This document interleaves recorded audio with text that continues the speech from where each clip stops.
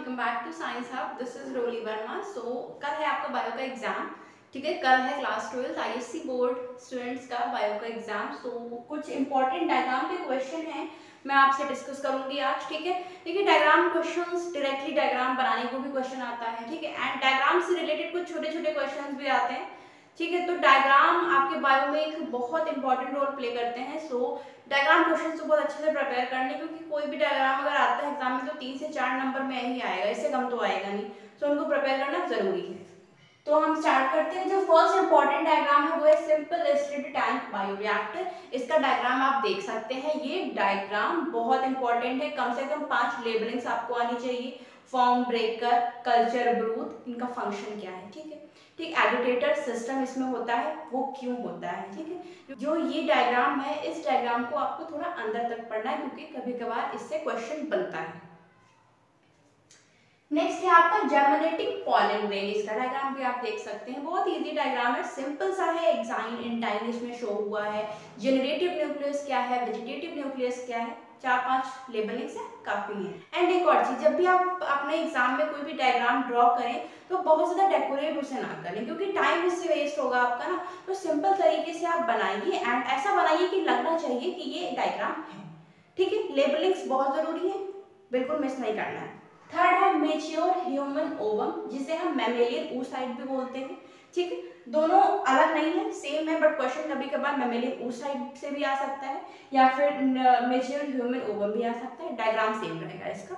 ठीक है, 5 labellings must है। फोर्थ है लाइफ साइकिल ऑफ प्लाज्मोडियम। ये एक क्वेश्चन भी बहुत इंपॉर्टेंट रहता है। देखिए, प्लाज्मोडियम की लाइफ साइकिल अगर आप अच्छे से पढ़ते हैं डायग्राम के बेसिस पे, तो थ्योरी में बहुत ज्यादा घुसने की जरूरत ही नहीं, क्योंकि डायग्राम बहुत हेल्प करते हैं थ्योरी को समझने में। ठीक है, नेक्स्ट है मैकेनिज्म ऑफ एचआईवी। ये भी बहुत इंपॉर्टेंट है। थोड़ा सा डायग्राम आपको इसका टफ लग सकता है, बट ध्यान दीजिए, आसानी से बन जाएगा। ओके, नेक्स्ट है टीएस ऑफ मैच्योर एंथर। ये डायग्राम जब मैंने प्रैक्टिस किया था ना स्टार्टिंग में, तो मैंने पता कैसे पढ़ा था कि जब मैच्योर एंथर का डायग्राम आएगा तो हमें बटरफ्लाई जैसा स्ट्रक्चर बनाना है। आप वैसे पढ़ सकते हैं। ठीक है, बटरफ्लाई जैसा स्ट्रक्चर बनाना है टीएस ऑफ मैच्योर एंथर में। नेक्स्ट है स्ट्रक्चर ऑफ ह्यूमन ओवेरी। ये डायग्राम भी आपके बुक में बहुत ज्यादा कॉम्प्लिकेटेड बना होगा, आई थिंक, है ना। एंड आपको उस तरीके से बनाने की जरूरत नहीं है, सिंपल से बनाएंगे। आप देख सकते हैं, मैंने यहाँ पे बहुत सिंपल सा ओवरी का डायग्राम बनाया है। आप इस तरीके से भी बना सकते हैं, बट लेबलिंग अच्छे से करनी है। क्वेश्चन नंबर 8 है स्ट्रक्चर ऑफ न्यूक्लियोसोम। न्यूक्लियोसोम होता क्या है ये भी पढ़ लीजिएगा, एंड इसका स्ट्रक्चर आपको बहुत अच्छे से प्रिपेयर करना है। ठीक है, क्वेश्चन नंबर 9 की बात करें, एंडोस्पर्म्स एंड एंजियोस्पर्म। तो ये जो एंडोस्पर्म्स होते हैं, ये 3 टाइप के बेसिकली होते हैं। आई थिंक न्यूक्लियर एंडोस्पर्म होता है, एंड सेलुलर होता है, एंड हेलोबियल होता है। ठीक है, तो इन तीनों के डायग्राम की प्रैक्टिस कर लीजिएगा।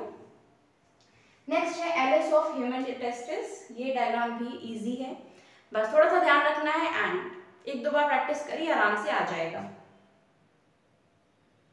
क्वेश्चन नंबर 11 है mature embryo sac of angiosperms. ये डायग्राम भी बहुत इंपॉर्टेंट है। ये डायग्राम सिर्फ बनाने को ही नहीं आता है, ये डायग्राम क्वेश्चन के तरीके से भी आता है।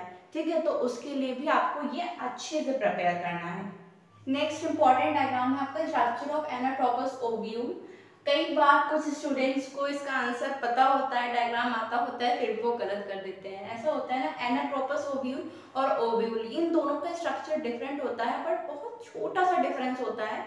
ठीक है, हो सकता है एग्जाम में आ जाए स्ट्रक्चर ऑफ ओव्यूल, सिर्फ ओव्यूल का स्ट्रक्चर पूछे तो उसका डायग्राम थोड़ा सा डिफरेंट होगा। एनाट्रोपस ओव्यूल का जो डायग्राम होता है तो थोड़ा डिफरेंट होता है, आप यहाँ पर डिफरेंस देख सकते हैं। ठीक है, एंड 5 लेबलिंग्स जरूर प्रैक्टिस करनी, पढ़नी, याद रखनी है। नेक्स्ट है स्ट्रक्चर ऑफ एंटीबॉडी मॉलिक्यूल। बहुत इजी रहता है, बस इधर लाइन कीजिए, ऐसे ऐसे ऐसे ऐसे, लाइक वाई शेप। ठीक है, इसको भी पढ़ लीजिएगा एक बार। एंड स्पार्क डिस्चार्ज एपरेटस, जो मिलर उरे एक्सपेरिमेंट था, जिसे हम साइमुलेशन एक्सपेरिमेंट भी बोलते हैं, उसमें आपने पढ़ा होगा। ये बहुत इंपॉर्टेंट डायग्राम है। ठीक है, ये भी एक बार पढ़ लीजिएगा।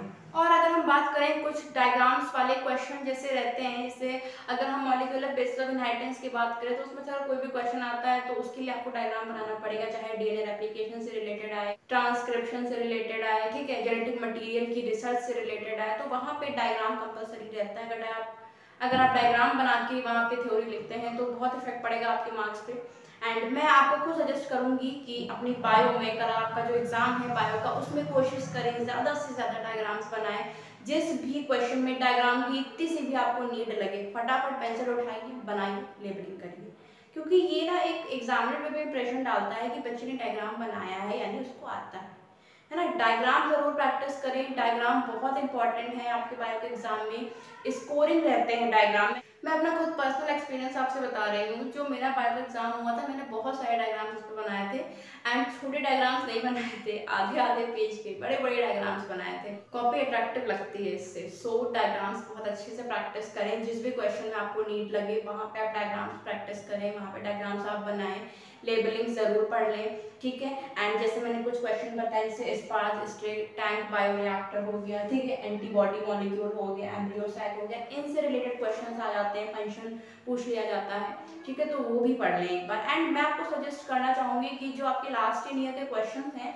उसमें जो भी डायग्राम वाले क्वेश्चन मिले वो जरूर प्रैक्टिस करें, क्योंकि ऐसा देखा गया है क्वेश्चन रिपीट हुए हैं। जैसे ये हम एम्ब्रियो साइट की बात करें, ये रिपीट हुआ है, ह्यूमन ओवरी का डायग्राम रिपीट हुआ है, ठीक है, एंटीबॉडी का डायग्राम रिपीट हुआ है, इनरट्रोपस ओव्यूल का डायग्राम रिपीट हुआ है। सो इन सभी डायग्राम्स को बहुत अच्छे से प्रैक्टिस करें। Okay, and if you like this video, please like, share and subscribe to my channel and hit the bell icon for upcoming videos, and thanks for watching.